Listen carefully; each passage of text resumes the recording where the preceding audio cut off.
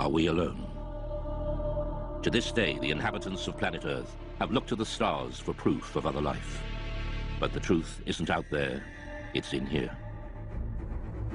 Since World War II, the British government has been watching us, watching the skies.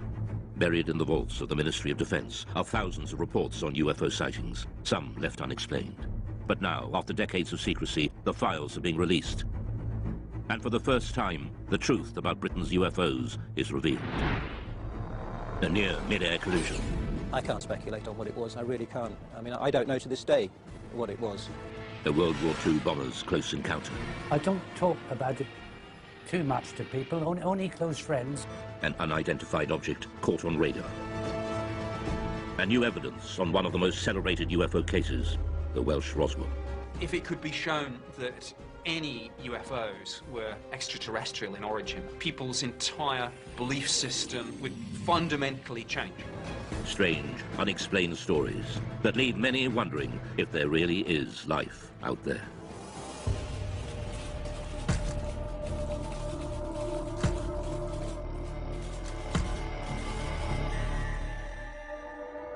What are three popular word searches on the internet? Perhaps the first two are no surprise. UFOs have an incredible hold on the popular imagination, but few myths have involved government investigations, surveillance, and cover-ups. UFOs have. One person who knows just how seriously UFO sightings have been taken by the British authorities is ex-MOD operative Nick Pope. From 1952 onwards, it was decided that there really needed to be a small unit set up permanently to research and investigate the UFO phenomenon. And really from the 50s right up until 2009, the Ministry of Defence did have a small project looking at the UFO mystery. Pope and the UFO desk in the 90s, helping add to the thousands of files the ministry had gathered for decades. Now that they're being released from the vaults, key UFO eyewitnesses give their side of the stories. And UFO experts, skeptics and believers interrogate just what the MOD was keeping secret. Dr. David Clark is the journalist who helped first persuade the MOD to release the files. If you look in the files, there are thousands of unusual things people in the sky from right across the British Isles. There's absolutely no doubt that people see things in the sky that they can't identify. They always have done.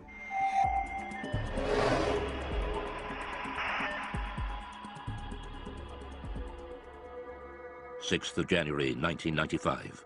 Two experienced pilots of a Boeing 737 carrying 60 passengers from Milan to Manchester report a near collision. It's an incredible sighting of an unidentified flying object which sends the authorities into a spin. In the defence files, there are quite a number of incidents involving near misses between civil aircraft and unidentified flying objects. The most impressive of all was a report that was made by the crew of a British Airways 737. Speedbird 5061, overhead Pennines, 9 miles. They were just about to enter this cloud bank, quite a clear sky, good sort of vision. Suddenly the first officer said he saw this object coming towards him like an illuminated Christmas tree.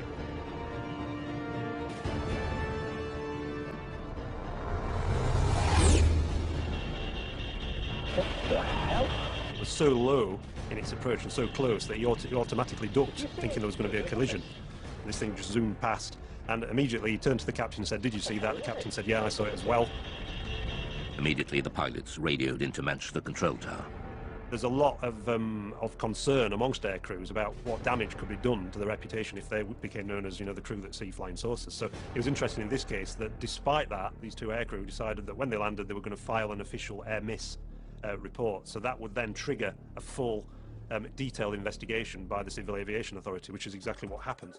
For the first time, the MOD files show how this extraordinary incident sparked a full-scale investigation conducted by aircraft near-miss investigator Anthony Booth. Well, it was unusual for a start because it was the only one in my memory in 7 years of working in that particular department that I'd actually dealt with something like this. We could talk to the pilots, both the pilots. We would go through looking at radar recordings, RT transcript recordings of the voices of the pilots, recordings of what Manchester Air Traffic Control had to say. We just looked at anything that might shed some light on what this object might have been. The pilots now refuse to talk publicly about the near crash, but the MOD files recall what they told Anthony Booth at the time. My attention was initially focused on the glare shield in front of me, but I was diverted by something in my peripheral vision. The object had a number of small white lights, rather like a Christmas tree. The high speed of the object, although unable to estimate its distance, it was very close. There's a transcript of the conversation between the captain of the 737 and ground control. So this is Speedbird 5061. We just had something go down the right-hand side, just above us, very fast. And Manchester immediately come back and say, well, there's nothing seen on radar. Was it an aircraft? Well, it had lights. It went down the starboard side very quickly. Manchester say, and just above you? Just slightly above us, yes. Manchester then advise them to keep an eye out for anything, but they can't see anything at all. It must have been very fast. So we'll go down very quickly after it passed you, I think. Okay, well, there you go. The Manchester control tower could not find any radar signal. To radar expert Doug Robb, this is extraordinary. It says the likelihood of such activity escaping detection is remote, as the area is well served by several radars, and any movement at the levels in question would almost certainly have generated a radar response. Nothing was seen. So what was it that avoided radar detection? The MOD files show that the investigators and pilots considered all the possibilities. It was a hang glider. At night, he's suicidal. Hang glider would not be picked up by normal radar, no. Comet. No, I don't think so.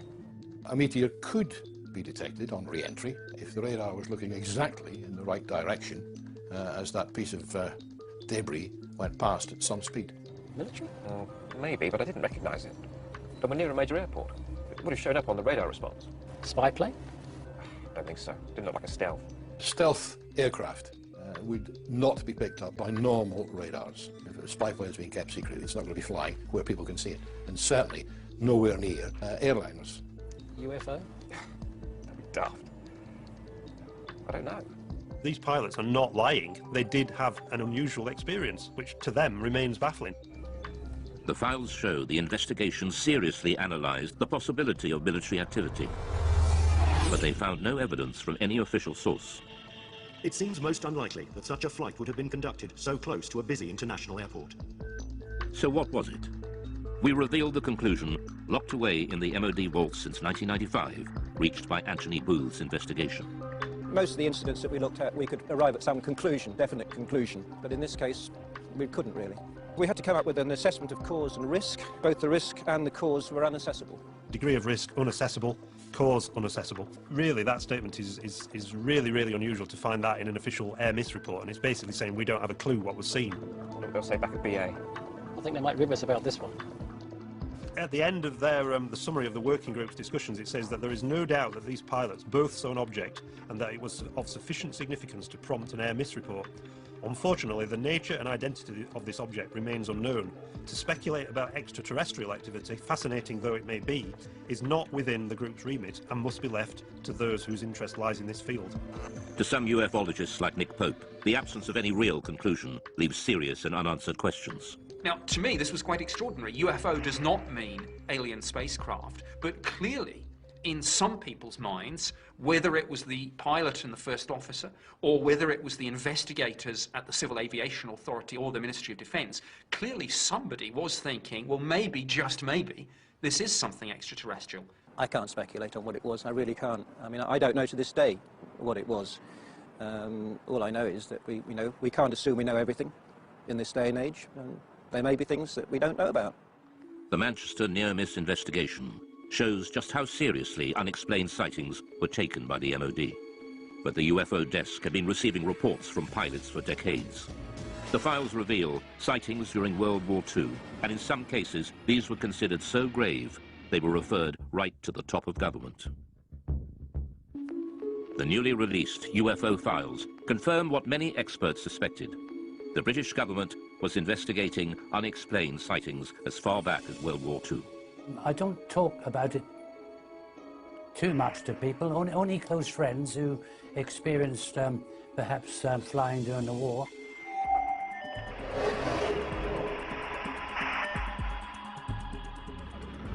Spring 1944. Britain was engaged in heavy bombing raids over Germany. Rumours of strange, unidentified missiles were getting through to top command. Considered a threat to public morale, the MOD files reveal that the order to keep them secret came right from the top. Sightings, such as the one seen by gunner Bernard Dye. Now I have here a personal wartime diary. I'll read you an entry which I wrote on the 26th of April. Operation Essen.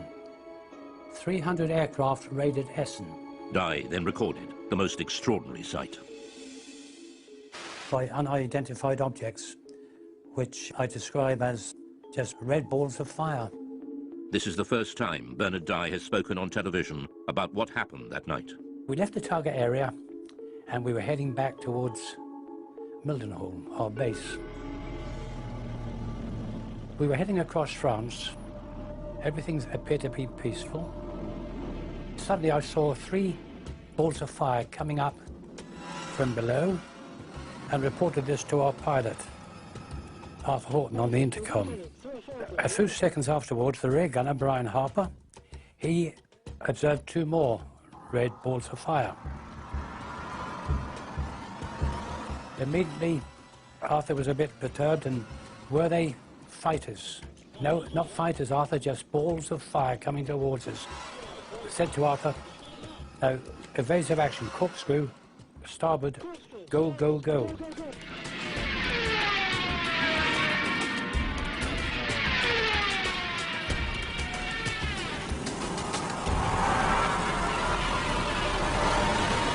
We travelled over 300 miles per hour.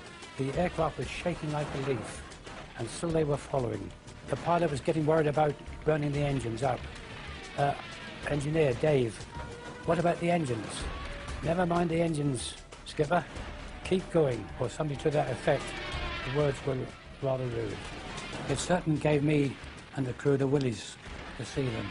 After a short distance, these 5 red objects, they just got slower, and the red lights disappeared into the blackness below, and we got safely home. Well, when we got back to Mildenhall, our base, you know, each crew was interrogated by intelligence officers, and they just laughed at us. And this upset the pilot, and, you know, he said, you wouldn't bloody well have been laughing if you'd have been sitting with us in the aircraft. What did gunner Bernard Dye think they were? Didn't know what to think, but I thought they were just a new weapon that the Germans had invented. Bernard Dye was not alone. Other World War II aircrew had also reported unexplained sightings, and we now know that at least one of these reports was suppressed, and the order to do so came right from the top. Wartime Prime Minister Winston Churchill was so terrified the report would leak out, he ordered a 50-year blackout. Mr. Churchill declared that the UFO incident should be immediately classified for at least 50 years, and its status reviewed by a future Prime Minister.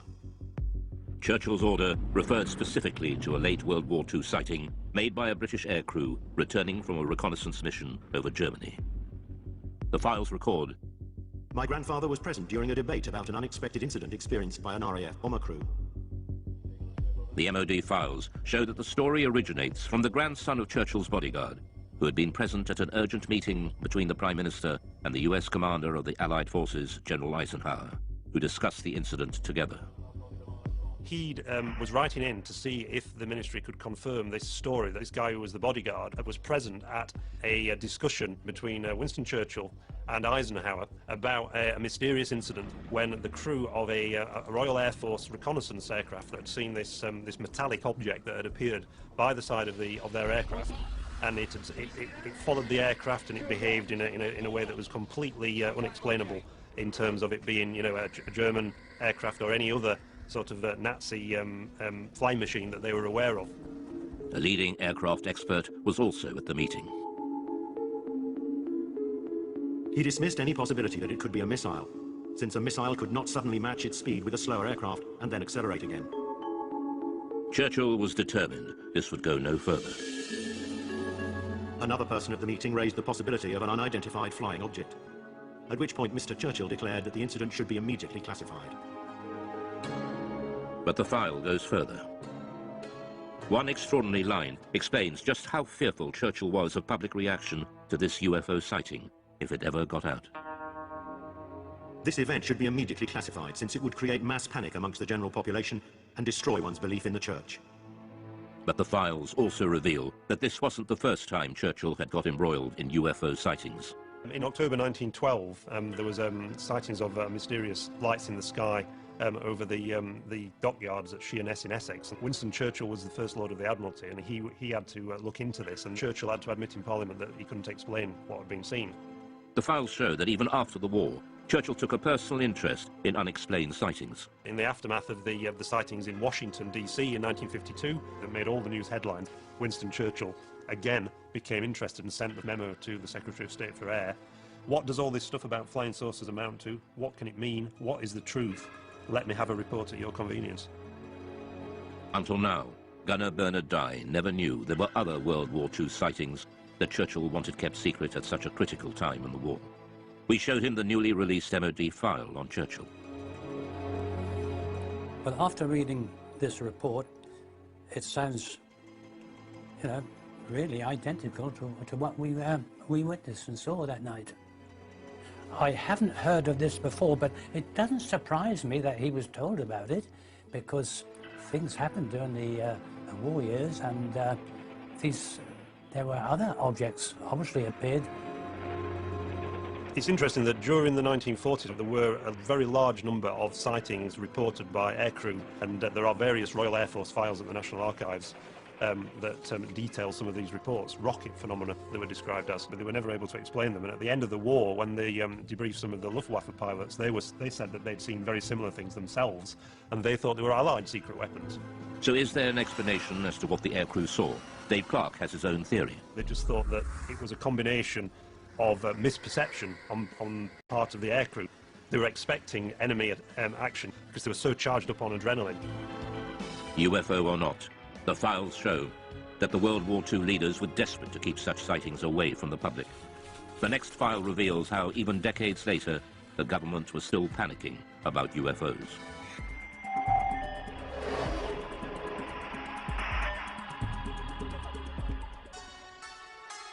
Many UFO experts believe that the Pitlochry file illustrates one of the most significant UFO conspiracies of recent times. It involves photographs of an unidentified object captured flying over a remote Scottish valley.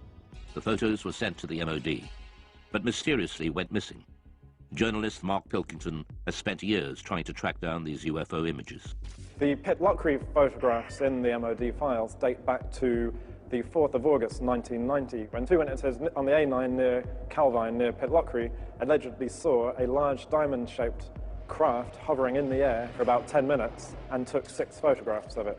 And the object that they claimed to have seen was accompanied by 2 aircraft, which the MOD later identified as Harriers. The photographer has never been identified. He sent the 6 photographs to the Scottish Daily Record newspaper. The paper never ran the story. Instead, they referred them to the MOD for investigation. The Ministry of Defence took their own copies of the photographs, which have since disappeared. They, according to the files, sent the original negatives back to the Scottish Daily Record, which inexplicably never ran a story on the subject and never published the photographs, and presumably returned them to the 2 men whose names have been removed from the file, so we can't ask the 2 men. So mystery piled upon mystery. All that remains in the files is a photocopy of the alleged photographs. Ufologists later mocked up this photo of what was seen. But Nick Pope dealt with the original photos and file when he worked behind the MOD desk. Both the Defence Intelligence Staff and the Joint Air Reconnaissance Intelligence Centre analysed this very carefully, and the consensus was clear on this. This was a real object. It was maybe 25, 30 metres in diameter. I sat down with my opposite number from the Defence Intelligence Staff at a briefing about UFOs. We discussed this photograph extensively. This was something that was of defence interest, because clearly it could do something that we couldn't, and we wanted that technology. The MOD was determined to play down the incident. There's an interesting briefing by the Ministry of Defence press office on defensive lines to take if these photographs made it into the newspapers, and they were asked questions about this. And there's a list that basically says that we have looked at the photographs and no definitive conclusions have been reached regarding the large diamond-shaped object. And if they were pressed by the media, They were told to say all sighting reports received by the ministry are referred to the staff in the departments which are responsible for the air defence of the UK. During his time with the ministry, Pope had a blown-up copy of the photograph on his office wall until it was personally taken down by his superior. One suggestion was that this was a secret prototype American spy plane. My head of division convinced himself that this probably was some secret aircraft or drone, and he ordered that this be removed. We know from the files that there was a lot of internal discussion about, were the Americans flying this incredible spy plane, and if so, why had they not asked for permission, for this thing to fly through British airspace? Journalist Mark Pilkington believes that events at the time could well have influenced what people thought they had seen. This was just 2 days after the first Gulf War had broken out, and there were certainly great deployments of aircraft towards the Middle East, and the UK was a kind of sort of stop-off point and a sort of launch pad for a lot of those aircraft. The MOD were clearly worried about public reaction, just as Churchill had been 4 decades earlier. So was there a cover-up by the MOD over the mysterious Pitlochry photographs?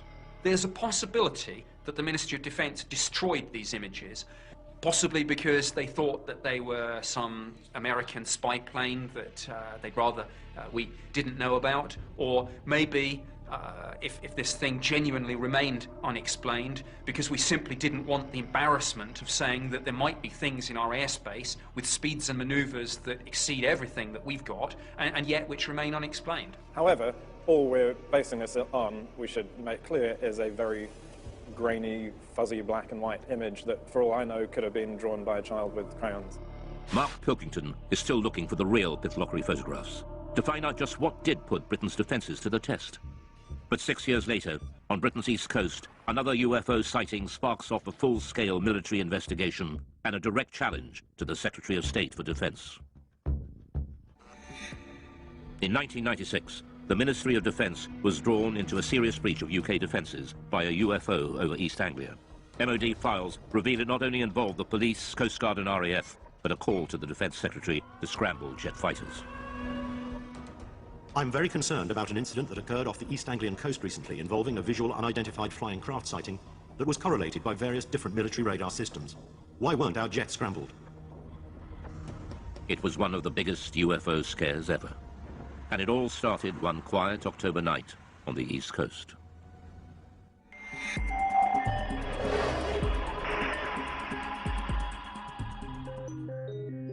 It was the police officers, actually, who phoned in the first reports. There's an extract from that. In the early hours of the morning, the police are saying we can see a red and green rotating light in the sky directly southeast from Skegness.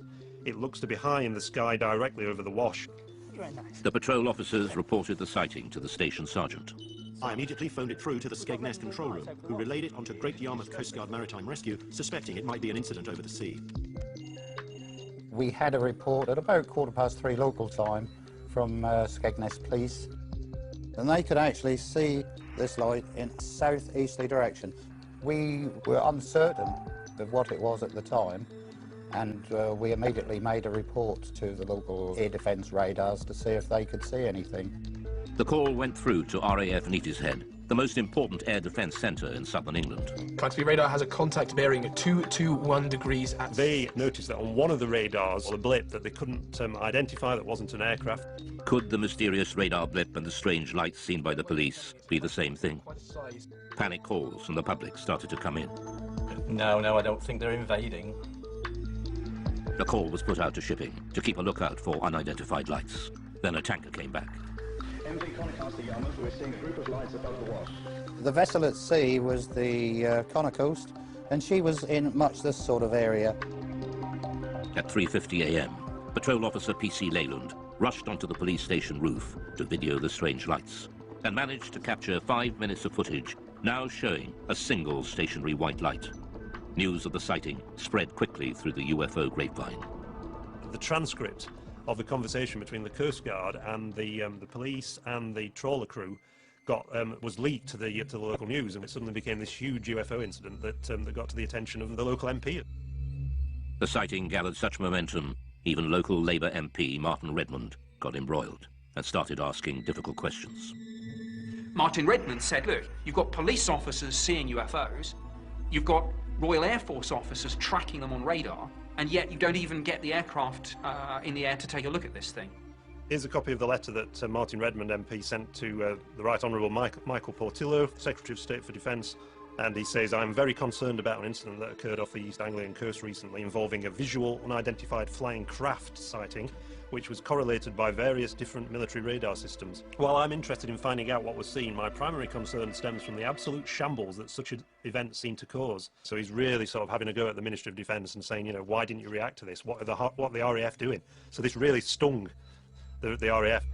The files reveal a picture of chaos. The letter sparked off an MOD investigation to explain the RAF's resistance. Doug Robb was operations manager on the night. We showed him the MOD findings. He wasn't surprised by the conclusions. This diagram is the radar plots over Boston on that night. And in summary, it shows that Claxby picked up the object, but it didn't move, and it was on land. And after investigation, it was decided that it was the Church Tower, the Boston Stump, as it's known. The files were certain this was the culprit. The church is known in aviation circles as the Boston Stump, and appears occasionally on some radars in certain radar propagation conditions.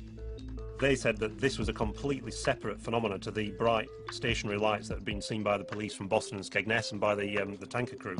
The report concluded there was no justification to order the scramble of RAF fighters, much to the chagrin of the local MP, Martin Redmond.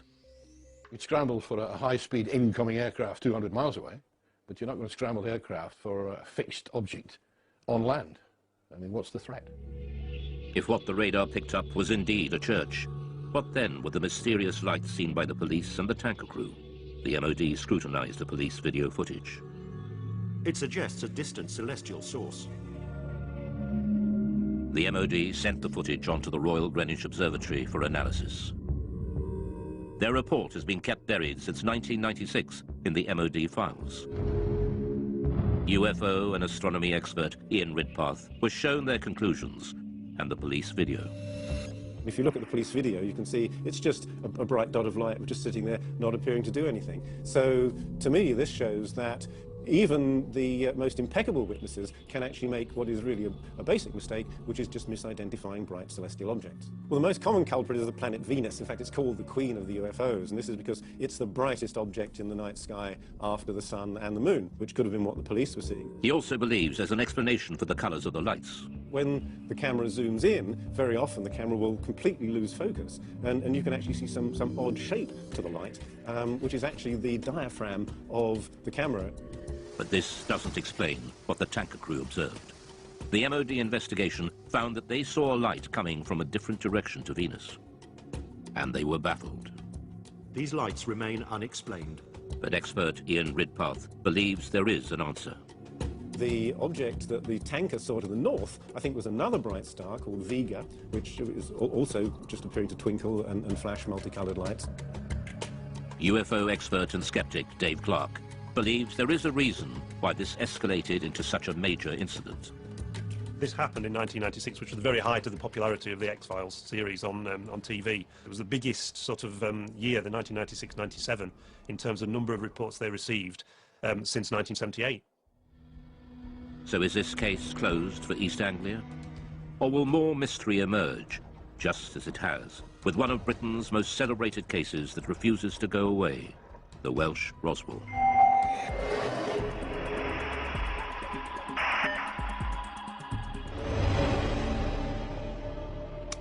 In 1974, in North Wales, thousands of people experienced a violent earth tremor and lights were seen falling from the sky.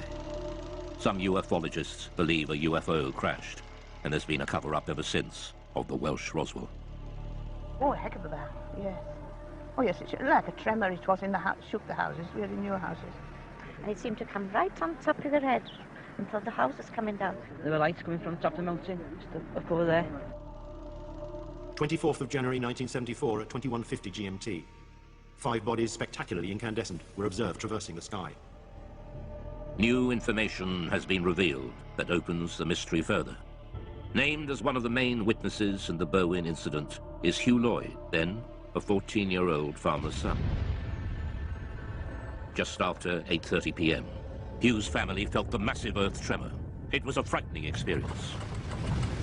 Almost 40 years on, Hugh still remembers that day as if it were yesterday. It was like this thud, and straight away the whole place started shaking very violently. The light flickered in the lights in the picture on television, snow on the screen.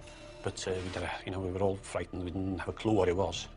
And Enoch said it must be an explosion. And then the phone started ringing. Hello? Like neighbours, phoning to ask, did you feel that? And then roughly about 20 minutes, there was a knock on the door.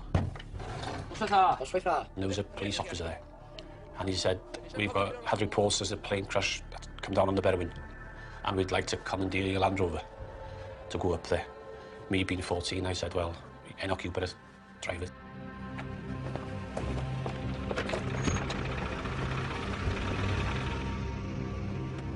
We carried on up the mountain about half a mile, maybe 3/4. And we drove up the track and we stopped, got out and got torches, and it was very quiet and very dark, but, nothing to be seen. Are we going with a torch? One of them said, there's nothing here. It's too quiet, we can't see anything. We might as well go down. So we turned back to the vehicles, and as we were approaching the vehicles, we saw this very bright white light. It's up the valley. Just behind those trees there, up to the left, in the valley between those two mountains. A very bright white light, coming up from the ground, pointing upwards. But it was, very, very bright. I knew it was coming from the ground, but we couldn't actually see the source of the light because it was, in the valley itself, being hit, and the light didn't look like a plane crash. It was too white for a fire. It didn't last for very long, 20 seconds at the most. They searched the mountainside, but there was no sign of a crash. So what was the light? Ufologist Andy Roberts has researched the Berwyn UFO for years. Although a skeptic, he admits there is a central mystery to the incident involving another key witness. At a village nearby called Llanderfel, there was a district nurse called Pat Evans. She felt the explosion there, and because she was a nurse and had all the medical equipment, thought, if a plane's crashed, I could get up there and give much-needed help until the emergency services arrived. Pat Evans was with her 2 teenage daughters, 4 miles from Hugh Lloyd when the earth tremor hit.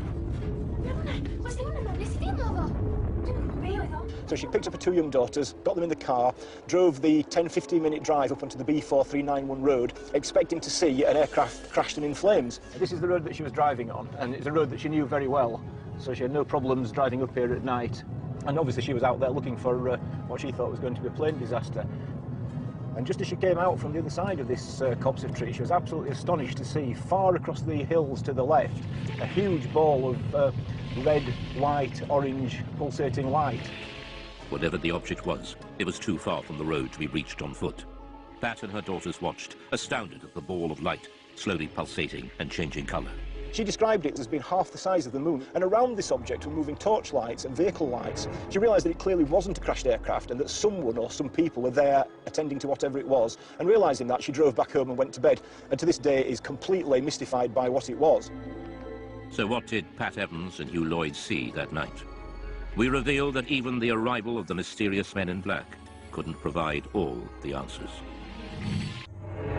The unidentified sightings by Pat Evans and Hugh Lloyd in Berwyn, Wales in 1974 have gone down in UFO folklore. The recently released MOD files have added even more mystery. Researchers from the British Geological Survey were quickly dispatched to Berwyn to investigate an earth tremor that had registered 3.5 on the Richter scale. Immediately after the earthquake, we were getting a lot of reports, some of them rather complex ones about lights in the sky, lights on the hill. So I brought a small team of people down to ask the local people around here what they'd seen, what they'd heard, what they'd felt. The British Geological Survey team have become known in Berwyn legend as the Men in Black, as they were dressed in dark suits, official-looking, and were going door to door.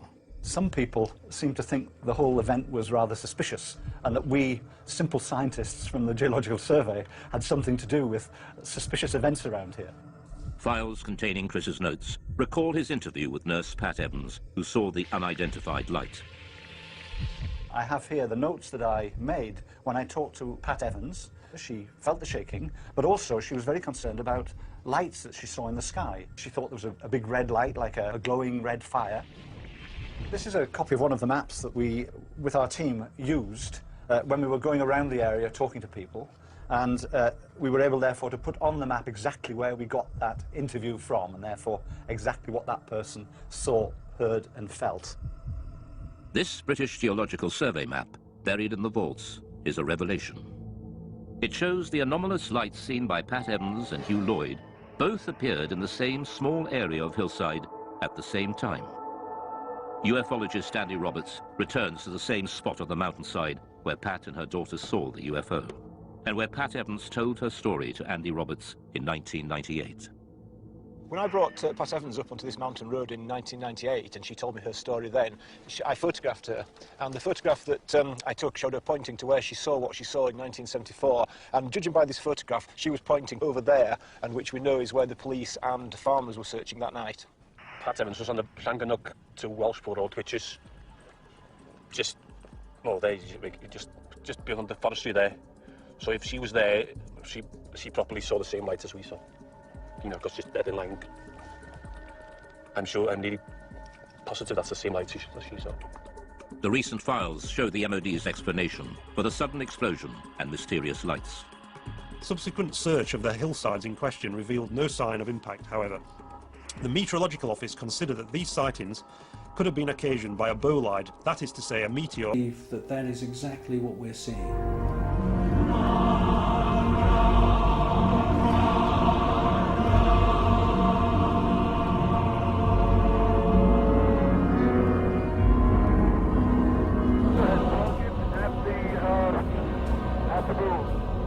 The tether has broken. It is going away from us. Get it on the TV.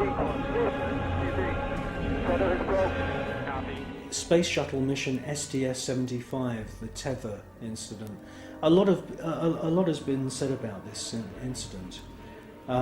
Personally, I feel that most of the objects that you see are actual individual parts of the tether, just floating around in space, and that they're out of focus. It's a fascinating piece of footage, and I wouldn't be surprised if there weren't, quite a few UFOs coming into the scene to check out our technology, just the same as they've done many times before. The crew can see the tether and see the satellite. It's beautiful.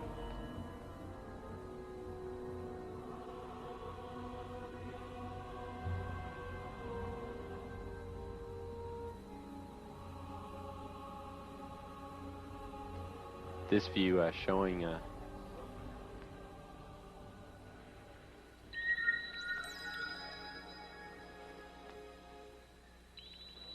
the satellite. Again, just moving into sunrise. 81 nautical miles now from Columbia.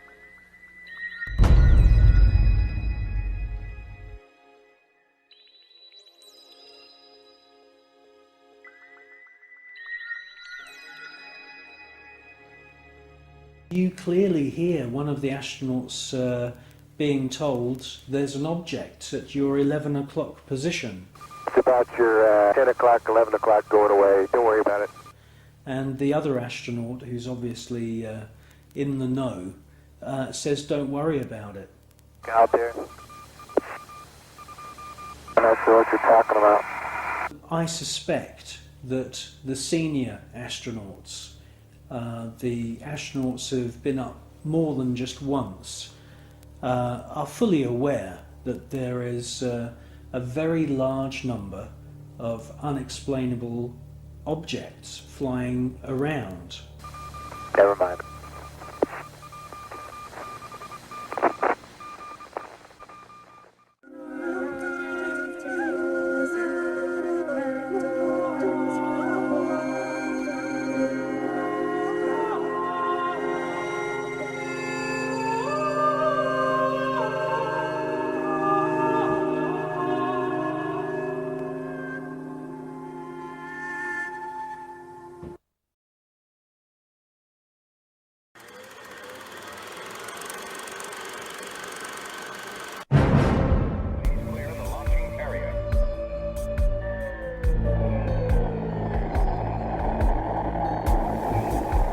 NASA spent gigantic sums of money during the 1960s, but most of it was spent on the ground, not in space.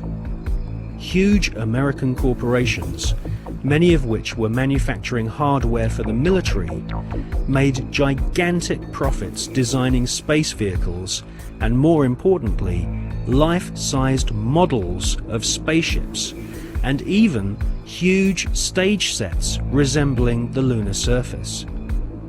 Someone in NASA had realized that after taking billions of dollars from the American people, if they couldn't make it to the moon, they would fake it to the moon.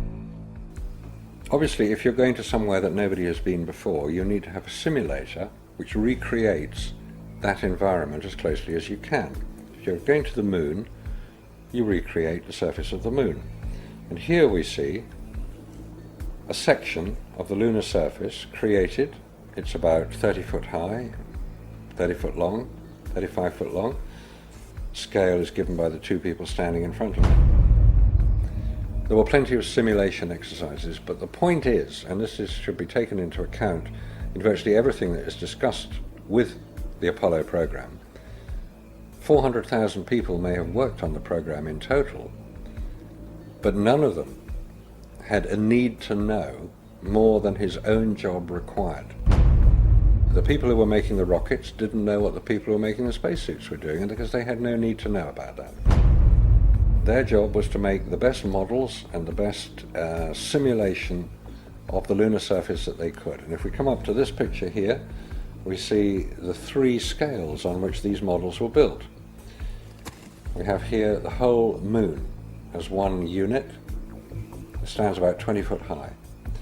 We have here behind it a section of the surface of the moon. You'll notice it's curved. And here we have a more detailed section of the lunar surface. What you're saying is that the images which we're told show a camera pointing out the window of the lunar module as it's coming into land on the moon could well have been filmed previously using these large-scale models. That's right. It could well be that what we are looking at are films of realistic models. We have no means of knowing if they were actually taken on the lunar surface, or whether what we're watching is part of the simulation exercise and the training exercise. And you'll notice here on these models there is a camera track. A camera starting at this end, coming down here, would approach the moon, or appear to approach the moon, and become ever closer towards it. It's exactly what you would expect to see if you were flying to the moon. This is a simulation rig that was built. This is the command and service module of the Apollo program.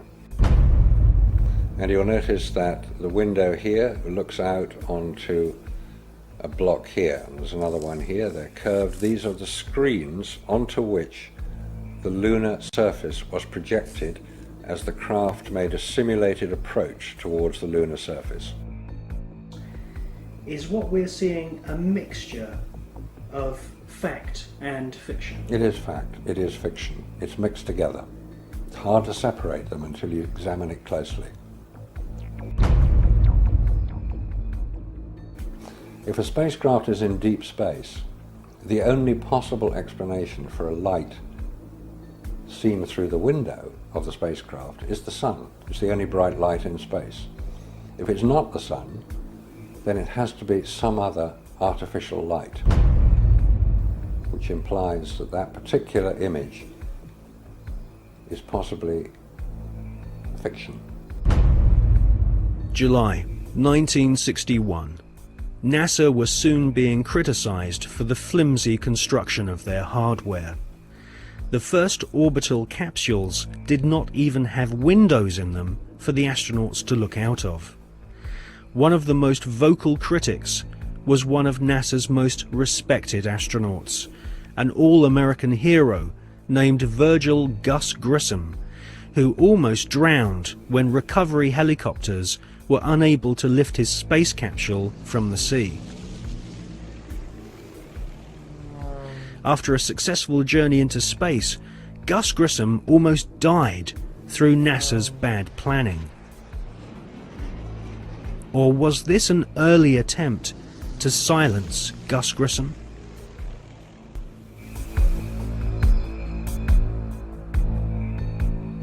May 1963. Astronaut Gordon Cooper experiences re-entry problems in his Faith 7 rocket ship. 7, 6, 5, 4, 3, 2, 1. Roger, have a lift off and the clock is operating. That's your clock. Take my 7, base 7 on the way.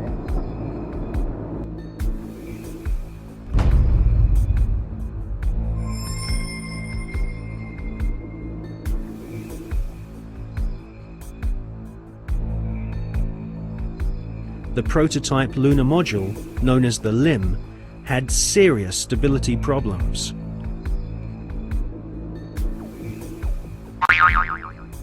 At this stage, there was no guarantee that even if NASA managed to get a spaceship orbiting the moon, they could land safely without killing the crew.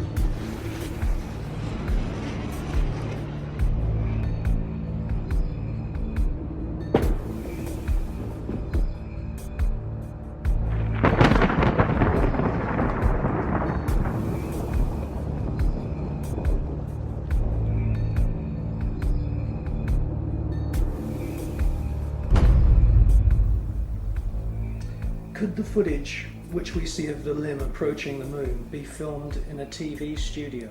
It was filmed in a TV studio. There's absolutely no doubts whatsoever about that. And the way that this film was created was by the use of models. There's nothing secret about the models. They exist. You can go and see them today. The models were very lifelike, very realistic. There is one that is a life-size model. It's in Flagstaff in Arizona. It's 2 miles long, and it's an exact replica of the Sea of Tranquility.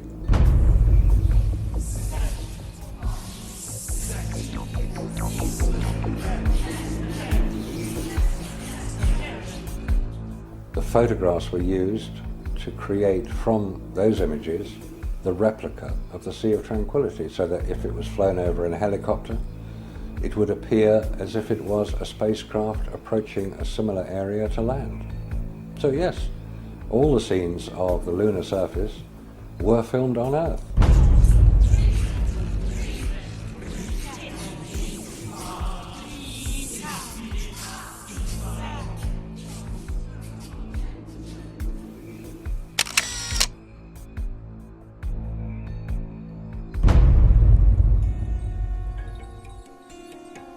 June 1965.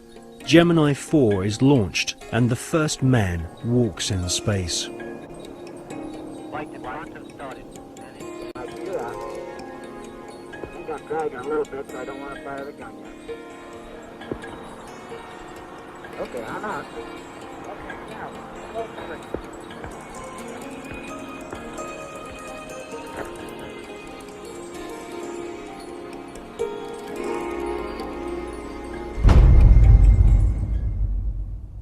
Extensive rehearsals at docking spacecraft were performed in low Earth orbit. Everything was recorded on film. This footage would later become invaluable as NASA sought to fake the success of the Apollo missions. Meanwhile, more problems occurred. On Gemini 9, the second spacewalk had to be cut short due to problems with the astronauts' oxygen supply. On Gemini 11, another attempt to walk in space was curtailed due to fatigue. Was this a sign that cosmic radiation caused nausea and fatigue?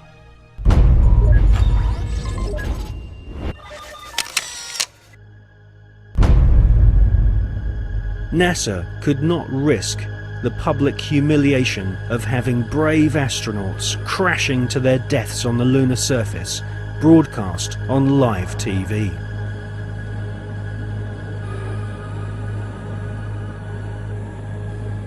NASA's Nazis knew that a major catastrophic failure on the moon would cause the billions of dollars of funding to be immediately cut. Anyone with the most elementary grasp of science could tell that the Saturn V rockets were merely big versions of the Nazis' V-2 killing machines.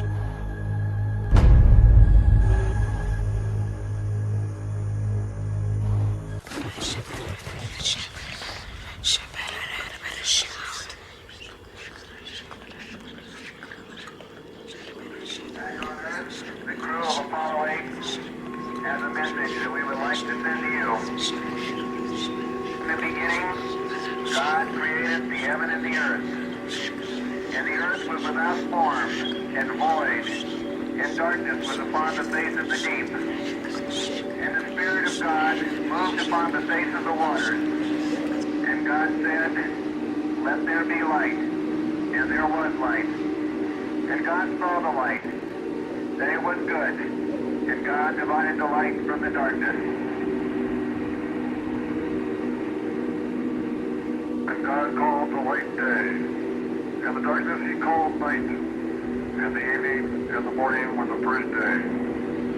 And God said, "Let there be a firmament in the midst of the waters. Let it divide the waters from the waters." And God made the firmament, and divided the waters which were under the firmament, the waters which were above the firmament. And it was so. And God called the firmament heaven, and the evening and the morning were the second day.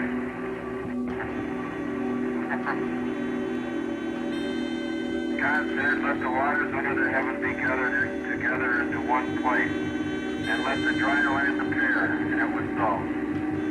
And God called the dry land earth, and the gathering together of the waters called he sea.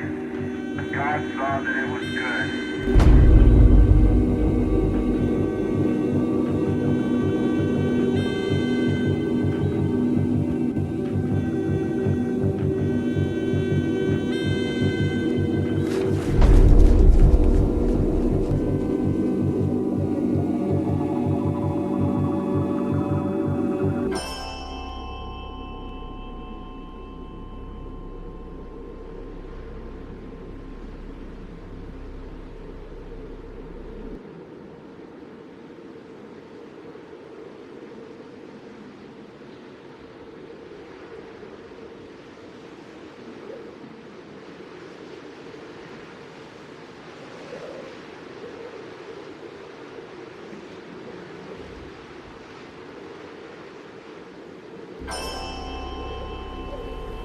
It is wrongly perceived by the mainstream media that there has never been an official report of a UFO by any NASA astronaut. This is simply not so. Since the early experimental orbital craft were developed by ex-Nazi SS officers on behalf of NASA, American astronauts have continually reported strange UFOs. In many cases, photographs and even film was shot of these mysterious, unidentified flying objects. During his pioneering orbital flights in the Gemini 7 capsule, NASA astronaut Jim Lovell clearly alerted Mission Control of a bogey at 10 o'clock high. Capcom at Houston asked James Lovell if he had an actual sighting of a UFO. Lovell answered, "We have several, an actual sighting." Gemini 7 here, Houston, on your 8. That's clear. 7, go ahead. I bogey at 10 o'clock high. This is Houston. Say again, 7. I have a bogey at 10 o'clock high. Roger.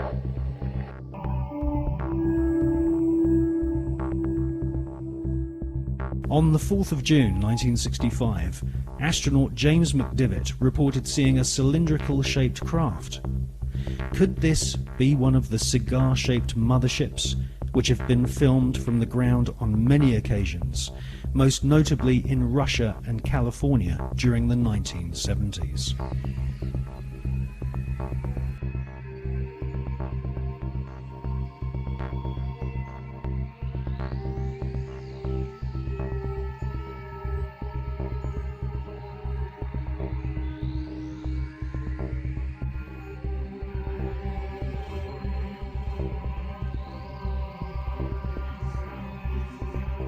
Former astronaut Gordon Cooper has publicly stated that his interest in UFOs was one of the reasons why he became an astronaut in the first place.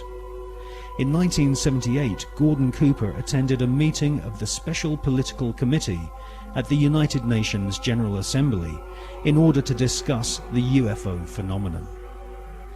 In a letter signed by Gordon Cooper, he said, "I believe that these extraterrestrial vehicles and their crews are visiting this planet from other planets. In 1951, I had the opportunity to observe flights of UFOs of different sizes flying in fighter formation from east to west over Europe." In a tape-recorded interview given by Cooper in 1973, he stated, "For many years I have lived with a secret, in a secrecy imposed on all specialists in astronautics. I can now reveal that every day in the USA, our radar instruments capture objects of form and composition unknown to us." I wonder, did you have anyone call you about a strange plane or airplane or something in the air? Where? It was coming down Sampson Drive. I don't know what it was. If it was a flying saucer. What did it look like, ma'am? It was like a, almost like an iridescent color. It was like a bluish purple. I could see a red glow up in the sky. It was huge. People are serious. They're very upset. Whatever it was lit up, I mean, literally, if you were underneath it, you could see it would be like daylight, those red lights. It changes colors from white to red to green. The sucker has not moved. We have multiple departments right now that have sightings on it. This is not a prank phone call, I swear to you. Now, is it? They're sitting stationary. I got 3 of them. What do they look like?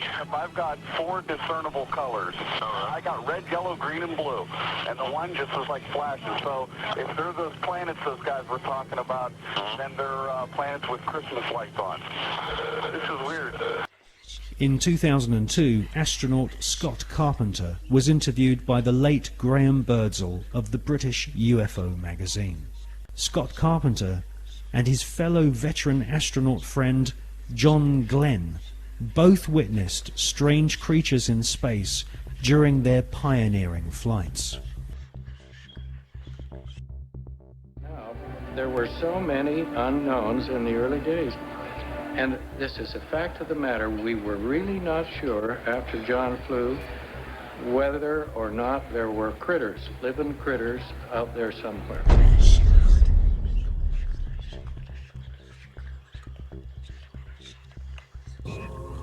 После этого, значит, у нас тот закрутится, мы все ведем, потом начинаем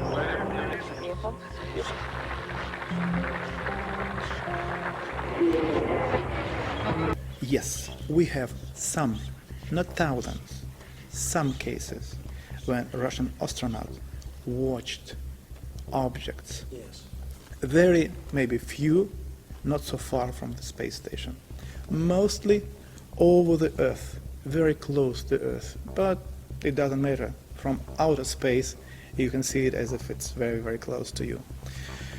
And I talked to Musa Manarov and I talked to Gennady Strikalov and the other astronauts, and they told me that they have seen much more cases of UFOs, but without possibility to film it, because he said, it's always like with Russians. When you see something, whether this camera is without battery or with battery lying at the other end of a spacecraft, or, as Musa once told me, I see strange, interesting objects, but at the same time a spacecraft is coming to me and I need to dock it, and I can't leave the place and film it.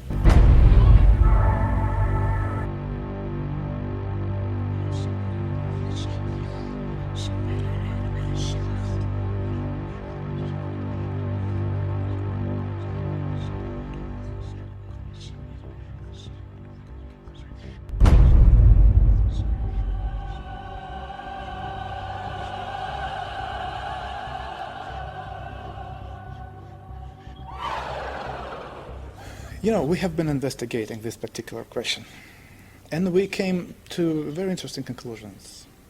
I wouldn't say that millions of people or thousands, no, but there are many people who have not been abducted because on their level of knowledge and on their level of understanding and abilities, they do not need to abduct people. No. I will try to explain what's going on. When you say they, you're talking about the... It is, yes, it is. It is. When it is flying here, there are some kind of scientific expeditions which are visiting the planet.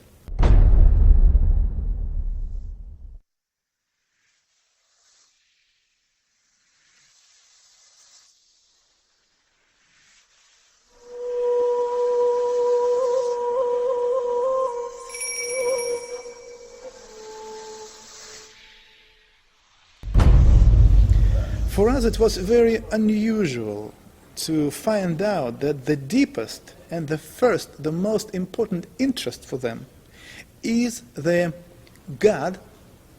Who is He? They are looking and searching for God, yes, and His creation, ways, understand everything. And they can learn it only in one way: if they learn and check how big human groups are behaving, kind of an invisible influence, and how people are reacting. At the same time, there is another very interesting technology. When they meet a person, they take from a person kind of an informational hologram. This hologram, which any human being have, contain in itself information about previous lives, about present life, and something about possible future. They take this hologram, informational hologram, and then to be able to read it, to decode information, they need to have a special key. This special key is the sample of your way of thinking. For this reason, to have this key, they somehow transmit into your brains a hard idea, like, just an example, you are living wrong. You broke our laws on this planet. This is the reason why very soon, when the sky became dark, thousands and thousands of people will die, and only few of them will stay alive. And at this particular moment, when a human being starts to analyze this information, they just read it, like they take it like from a computer. Hops, that's it. They don't need anything. They take this hologram, they take this key, and then keeping this hologram anywhere there, they can have any information about human being and what's going on with him and his surroundings.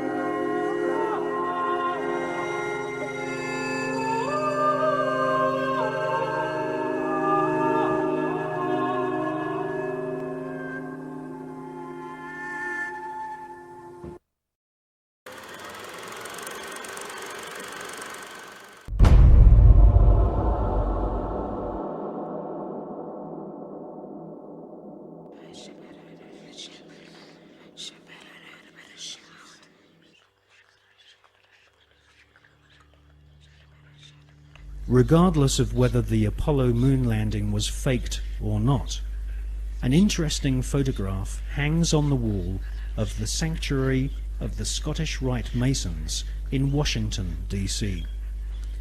This photograph shows astronaut Neil Armstrong holding a Masonic apron over his spacesuit. The photograph has seemingly been taken on the moon, or at least on a studio set which resembles the surface of the moon. Neil Armstrong has become a mysterious character since his alleged moon expedition. According to the records of the Ohio Grand Lodge of Masons, Neil Armstrong's father is a Freemason. In fact, Neil Armstrong Sr. is a high-ranking 33rd degree Freemason. Neil Armstrong's co-pilot, the second man to have allegedly walked on the moon, was Buzz Aldrin. At the time of the Apollo 11 mission, Buzz Aldrin was a 32-degree Freemason. They were in good company, as many of NASA's astronauts were also Freemasons, including Gordon Cooper, Walter Schirra, John Glenn, Edgar Mitchell, Thomas Stafford, and Paul Weitz. These men were all members of the Brotherhood, all sworn to keep secrets on pain of death. These astronaut Masons were under the leadership of Kenneth Kleineknecht, who was NASA's Apollo space program manager. According to an article and photograph published in the Masonic magazine Scottish Rite Journal, upon his return from the moon, Brother Buzz Aldrin presented a flag to Sovereign Grand Commander Smith, who was the Supreme Commander of the Supreme Council of 33rd Degree Masons of the world. The flag Buzz Aldrin presented had been taken to the moon on Apollo 11. According to a Masonic lecture delivered at Beauverde University in 1994 by American Masonic historians, astronauts Buzz Aldrin and Neil Armstrong performed a Masonic ritual exactly 33 minutes after touchdown on the lunar surface.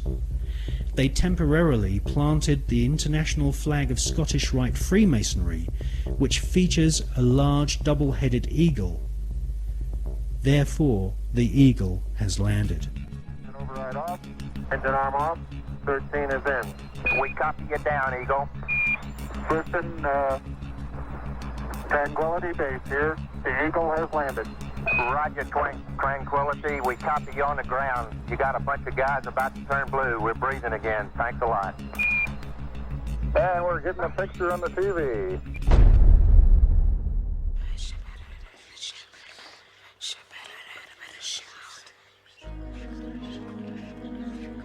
The short Masonic ritual Armstrong and Aldrin allegedly performed declared the celestial body of the moon to be the property of the Masonic God. Who is the Masonic God?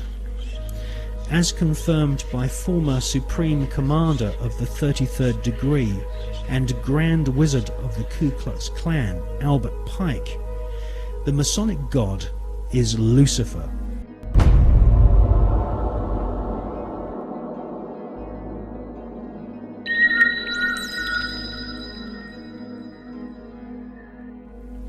The name of NASA's space program, Apollo, according to the Holy Bible, is actually an alternative word for the devil. We can see this in the Bible as the word Apollyon. Apollyon appears as the name of Satan in the original texts of the New Testament Gospels.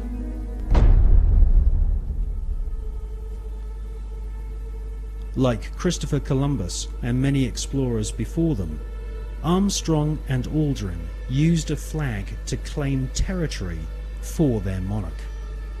Upon their return, NASA Space Program Manager Kenneth Kleineknecht invited the Apollo crew to a secret Masonic ceremony, which saw Kleineknecht's brother be appointed to the Sovereign Grand Commander and titular head of all Scottish Rite Masons throughout the world.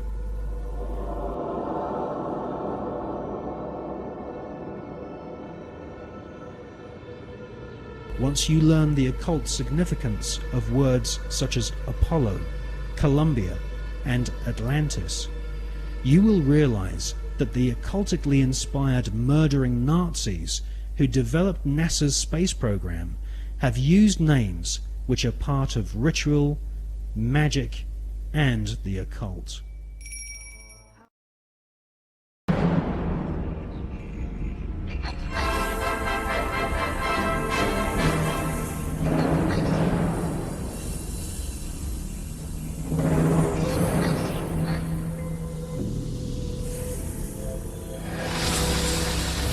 Mike, what I keep imagining is if I'm some phony traveler from another planet, what I think about the Earth from this altitude.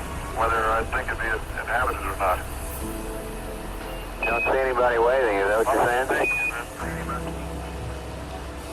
Well, I'm just kind of curious whether I would land on the blue or the brown part of the Earth. On the dark side of the moon, the secret face of our satellite planet, which only a few men in living history have ever seen, there lies a star-shaped crater called Parsons Crater, named after the rocket scientist John Parsons. John Parsons is known by several names.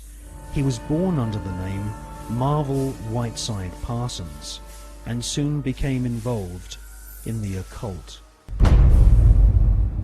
Charles Taze Russell, who invented the Jehovah's Witness movement in America, predicted that the beginning of the end of the world would commence on October 2nd, 1914.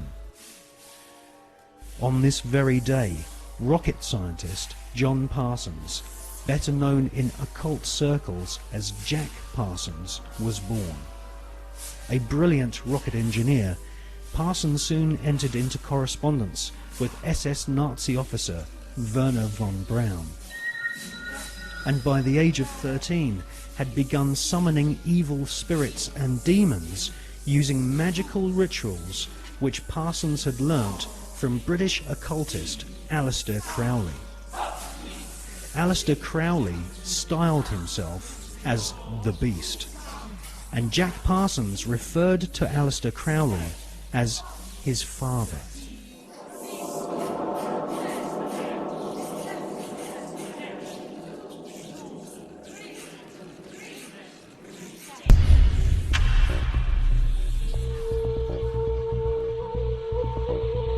Grand Master of the Priory de Sion, Jules Verne, had written several books which strongly influenced the mind of the young Jack Parsons. In 20,000 Leagues Under the Sea, Jules Verne prophesied the invention of a submarine vehicle which could wage war from the depths of the oceans. In newspaper reports read by the young Jack Parsons, he saw German U-boats launching futuristic torpedoes, travelling under the sea and causing death and chaos. Young Jack Parsons wrote in his journal that if the French author Jules Verne's submarine was a tangible possibility, then why not the rocket ship which travelled to the moon and back in Verne's other books? For most of Jack Parsons' adult years, he was an adept of occultism and a distant disciple of Aleister Crowley. When Crowley visited California and gave the go-ahead to form a new chapter of his OTO Satanic Secret Society, it was Pasadena, the hometown of Parsons, which was chosen. Jack Parsons developed and patented several liquid and solid fuel rocket engines. His patented designs are still being used to this day on intercontinental ballistic missiles such as Polaris and the Space Shuttle. The Polaris nuclear missiles use Parsons rocket technology, which has a pentagram-shaped void impressed into the solid rocket fuel to aid faster burning. Parsons also patented an acid aniline mix, which was used on the first generation of Titan nuclear missiles, used to deliver deadly warheads and also used for high-level atmospheric tests.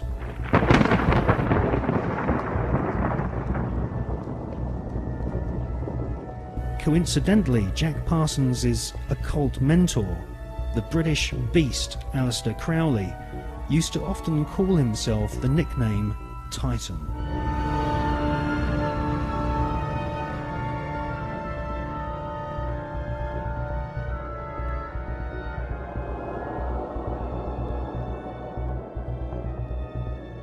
On April the 15th, 1942, Parsons demonstrated a plane powered by 2 liquid fuel rocket boosters at Edwards Air Force Base. The test was witnessed by Alfred Ledding, who fronted the US military's Project Sign, which investigated UFOs and helped cover up the phenomenon for decades.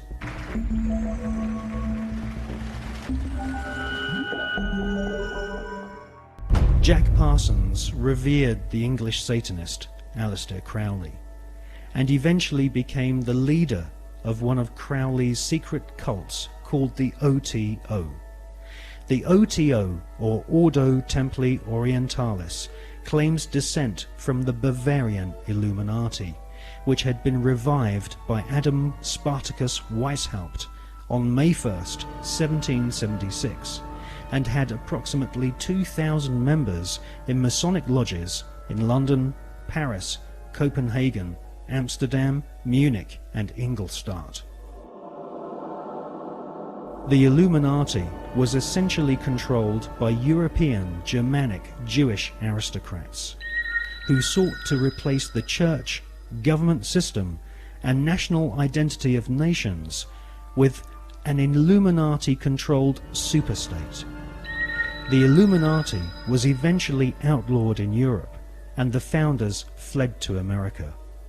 They then fragmented their maverick secret society into fraternities operating from the campuses of Yale, Harvard and Princeton.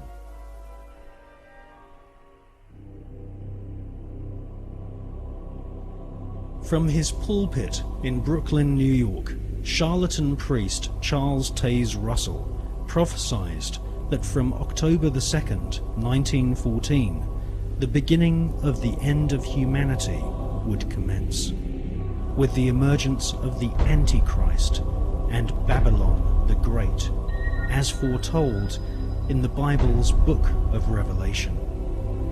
Jack Parsons, born on that prophetic day, would later attempt to invoke the incarnation of Babylon and also sign an oath stating that he was indeed the Antichrist.